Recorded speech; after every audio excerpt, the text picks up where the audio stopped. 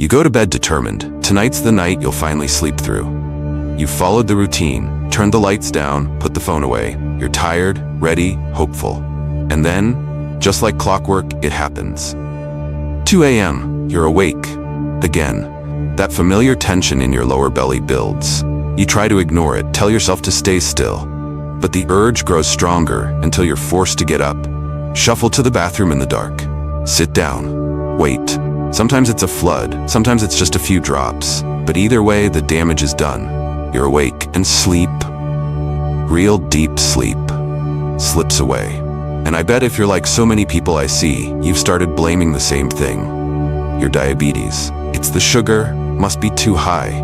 Maybe my insulin's wearing off. Maybe it's just how things are when you get older. You blame your meds, your bladder, your body. And each time it happens, it chips away at your energy, your hope, your peace. But what if I told you, the real reason you're waking up at 2 a.m. might have nothing to do with your glucose levels? I know, it sounds strange, but hear me out. Because you're doing everything right. You eat clean, you watch your portions, you monitor your sugar like it's your full-time job, you even check it before bed. And yet, you're still waking up, still dragging through the day, still wondering what you're doing wrong. It's frustrating, isn't it? It feels like you're chasing sleep with both hands tied behind your back. But here's the truth most people don't hear. Your body's nighttime response might be getting triggered by something deeper, something subtle, something fixable. And your diabetes? That might not be the villain. That might just be the messenger. So before you blame your pancreas for stealing your rest, stick with me. Because what's waking you up at 2 a.m. could be one of 5 surprisingly common but totally fixable mistakes. And by the end of this video, you'll know exactly which one is quietly messing with your sleep and how to finally take your nights back. Let's talk about it. Now, in case we haven't met before, I want you to know you're not alone in this. I'm someone who's spent years working with older adults, caregivers, and folks just like you, people living with diabetes, trying to protect their health, trying to get a good night's rest without waking up every few hours. I'm not here to scare you. I'm not here to throw around medical jargon you can't use. I'm here because I've seen what works. And more importantly, I've seen what doesn't. As a health educator focused on aging, blood sugar management, and real sleep recovery, I've walked this path with hundreds of patients and families. I know how exhausting it is to keep waking up without knowing why. And I know how powerful it can be when someone finally connects the dots for you. That's what this video is for. Because tonight, we're going to get to the root of what's really waking you up. Not just why it's happening, but how you can fix it. I'm going to walk you through the 5 most overlooked, but completely fixable reasons you keep waking up in the middle of the night. Especially if you live with diabetes. And we're going to count them down from number 5, all the way to number 1. And trust me, that final mistake, it's the most powerful one of all. It's the one almost nobody talks about, yet it alone can cut your nightly wake-ups in half. So if you're tired of guessing, tired of blaming yourself, tired of thinking this is just how things are now, stay right here. You're about to hear the truth your body's been trying to tell you for a long time. Let's start. Now, before we dive deeper, if you're ready to finally reclaim those quiet, uninterrupted nights, if you're tired of feeling like you're at war with your own body, go ahead and hit that like button. It's not just a click, it's a signal to YouTube, and more importantly, to the people who need this information just as much as you do. That one little gesture might be what helps someone else halfway across the world get the answers they've been missing. And if this kind of real, practical, and empowering health advice speaks to you, subscribe to the channel and tap that little bell. Here on Life Stamina, we post weekly videos that are made for you, not some abstract idea of health. Real bodies, real challenges, real solutions. And one more thing, drop a quick comment telling me where you're watching from. I love seeing how far this community stretches. We've had people tune in from Nairobi, New York, Accra, and small villages you won't find on most maps. So say hello. You just might inspire someone else to take that first step toward better rest. Now, let's get into it. Because here's the truth. The issue isn't just about sugar spikes. It's not just about when you take your meds or whether your A1C is perfect. This is deeper. It's about how your entire sleep environment and your physiology, your hormones, your nerves, your organs, all interact with your diabetes. And most doctors, they don't explain this. But if you understand what's really happening behind those 2 a.m. wake-ups, you can change it. So let's count down the 5 most fixable mistakes that are robbing you of rest. Mistake number 5, the midnight glucose crash trap. Let's flip what you've been told. Most people fear high blood sugar at night, but what if the real sleep killer is the crash? It's called nocturnal hypoglycemia, and it's more common than you think. You fall asleep fine, but hours later your blood sugar dips and your body panics. Your adrenaline kicks in. You might not even realize it's happening, but you wake up feeling uneasy, sweaty, even slightly anxious. Your heart might race, and more often than not, you feel the urge to pee, even if your bladder isn't full. Sound familiar? Here's why it happens. You might have taken your insulin a little too late, or maybe your long-acting insulin is peaking right when you're deep in sleep. Or maybe, in trying to be good, you ate a low-carb dinner, and now your blood sugar has nothing to ride on through the night. Your body goes into defense mode, and it wakes you up to rescue itself. According to the American Diabetes Association, nighttime lows are one of the most overlooked causes of sleep disruption in insulin-managed diabetes. Here's how to fix it. First, talk to your doctor about adjusting your nighttime insulin, especially if your morning blood sugars are consistently low. Second, consider a small, balanced snack 30 to 60 minutes before bed. Something with protein and a slow-digesting carb, like a spoon of peanut butter on whole grain toast, or half a banana with Greek yogurt. It's not about eating more. It's about supporting your body overnight. Have you ever had a bedtime snack that helped you sleep better? I'd love to hear what worked for you. Share it in the comments. You might help someone else tonight. Mistake number 4, the insulin overload bathroom cycle. Here's something they never tell you about insulin. Yes, it lowers blood sugar, but it also affects your fluid balance. When insulin pushes glucose into your cells, water follows. It's part of the process, which means more insulin can mean more water moving and more urine being made. And what do we do when we're trying to be good diabetics? We drink water, lots of it, often right up until bed, because someone once said, flush the sugar out. But here's the catch. You're not flushing sugar, you're overloading your kidneys, especially at night when your body is supposed to slow everything down. So what's the fix? 1. Cut off significant water intake at least 3 hours before bed. Not 1, 3. And avoid eating large meals or stacking insulin doses too close to bedtime. It puts your system into overdrive.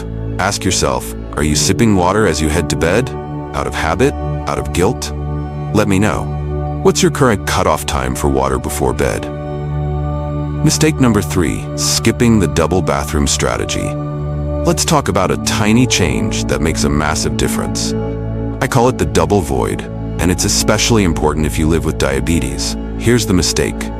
You use the bathroom before bed, but you're rushing, distracted, scrolling your phone. Your bladder gives you the I'm done signal, and you get up, but you've only emptied about 80% of it. Now here's where it gets real. If you live with diabetic neuropathy or any kind of nerve weakening, your bladder's communication isn't perfect. You might think you're empty, but you're not. And that leftover urine, it puts you right back on the path to a 2 a.m. wake up. So here's what you do. First, sit down to urinate. Yes, even you gentlemen. Sitting helps your pelvic floor muscles relax fully. Second, urinate like usual. Then, stay seated. Thirdly, wait 30 to 60 seconds. Take a few slow breaths. Now lean forward slightly, rest your forearms on your knees. Then try to go again. You might be surprised how much more comes out. This method is backed by urologists and even the Cleveland Clinic, and for people with diabetes-related bladder issues, it can be a game changer. So tell me, is this something you've tried before? Did you notice a difference? I'd love to know. Mistake number 2, blood sugar and bedroom temperature connection. Now let's talk about something that rarely gets linked to diabetes, your bedroom temperature. Diabetes changes how your body handles heat and cold.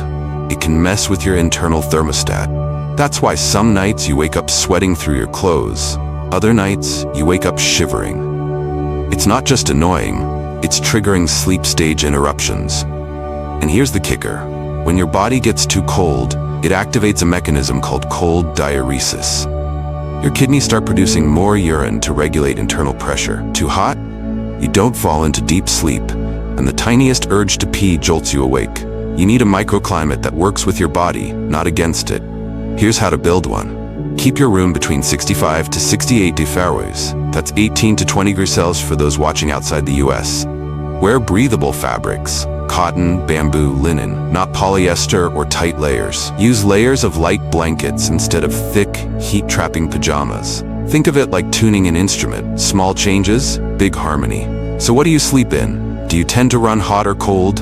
I'm genuinely curious. Let's see what the room temperature average is in our Life Stamina community. Mistake number 1, gravity, fluid shift, and neuropathy. And here it is.